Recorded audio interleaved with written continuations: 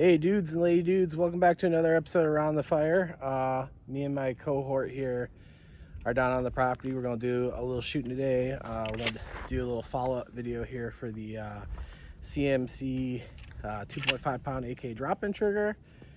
And yeah, Mitch is in a pair of shorts in the snow because he's fucking Mitch. Say hi, Mitch. Hello. That's Mitch. Alrighty, so here we got it. We're just going to have some fun. Do some shooting, have you some footage there, and then we'll talk about it at the end.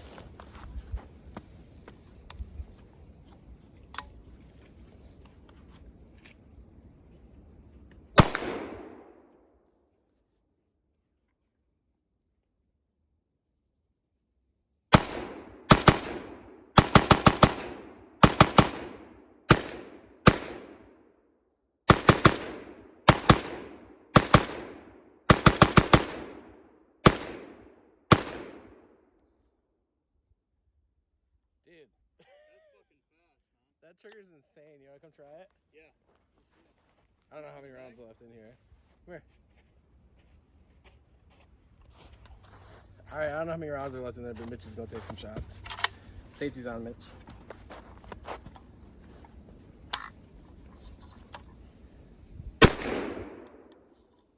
Just the one. Good deal, though. That's pretty light. What a dick tease here. Oh, yeah. Crank back on it real hard. There you go.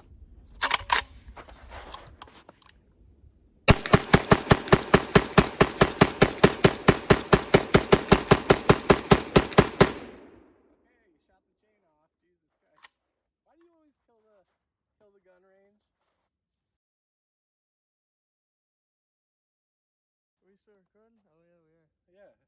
Yeah. Why you always break my shit? I don't know. Every time, dude. Okay, guys, note to yourself. Don't ever invite Mitch over to go shooting. Just don't do it, ever. He breaks everything.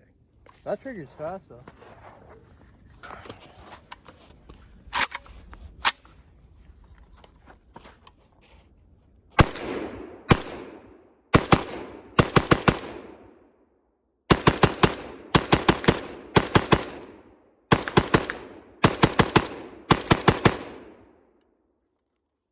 Yep, that's pretty wild.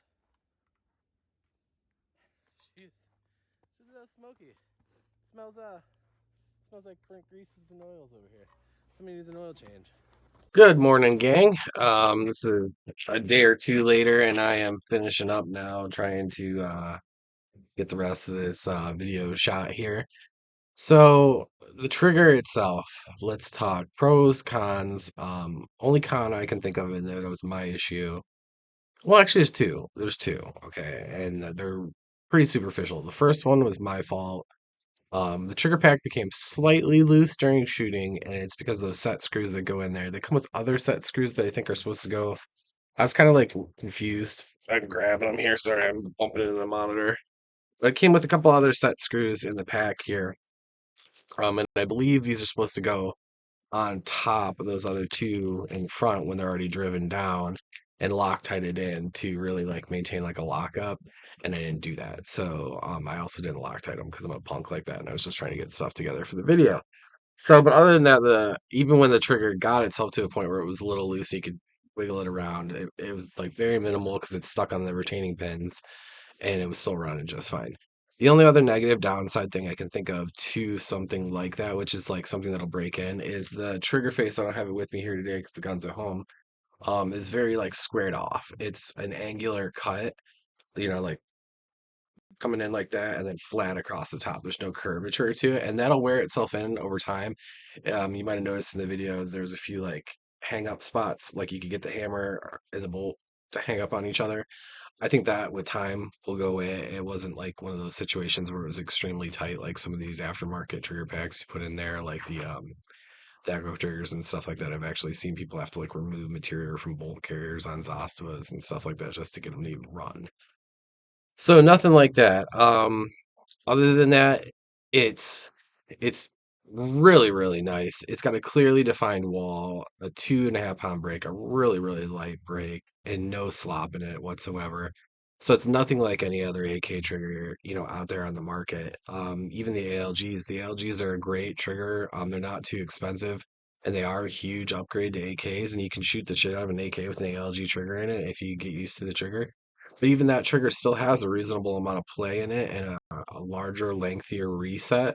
This thing's reset is like click, bang, click, and you can keep your finger. There's no like trigger slap or instinct trigger slap anything at all. It actually just makes you so much more aware of what's going on with your firearm in general. Like I was actually shooting it and I was more surprised at how high the recoil was on that particular 5.56 once I was shooting it that way that I was like, wow, like I'd never noticed this before, you know what I mean? Like, and it's probably extremely overgassed, but that's not that uncommon. And that's, something I can get into in the future with it. But it's just, it takes one weird thing like out of the equation, you know what I mean? And it just gives you something that you could never have before with an AK. So I was really, really, really pleased with the product. I mean, for 180 bucks, I mean, that's probably, in my opinion, aside from like cool kid, Gucci looking, making your gun look cool features. As far as performance features goes, that's probably like the number one to me right there. That's the coolest single thing I've ever put on any of my guns. And it sucks in a way because now I want one for like every single one. So you can see how that could get expensive relatively quick. So, but yeah, CMC did great. I think that's an awesome product. Um, I will keep everyone updated as time goes on as to durability and stuff like that, but I don't see it having any issues. It seems like a really, really solid little product. It does well. There was no like light primer strikes, no outrunning the trigger or anything like that, despite the fact that it was really, really fast and you could pull off, doubles and triples like really, really easy with it. It makes you feel like somebody that put a lot more practice into to looking cool and shooting fast than you actually did. So like I would say that is way cooler than any sort of, bump fiery gimmick or other type of trigger on the market. Just a really, really solid trigger that goes off when you want it to very quickly and very easily, like is top notch. So good job, guys. And I definitely recommend it. I don't, like I said, aside from those two little cons, which one is just me and the other is a wear and design kind of thing that I'm sure they've thought of. So doesn't hinder the operation of the firearm in any way. You know what I mean? It's just a lot of people when they go to pick up an AK, they rack the bolt, like especially new ones here in the store, they rack them. They're like, oh no, it's not really smooth, and it's like, well, no, it's brand new. It's Parkerized. It's got rough coatings on both sides of the metal, like rub them together. It's got to break in, or you got to take a little wire wheel to it and clean it up, smooth it all down, and polish it up. But you know, people do what people do. So, all right, dudes. That's my take on that one. Until next time, thanks for watching. Be safe, have fun.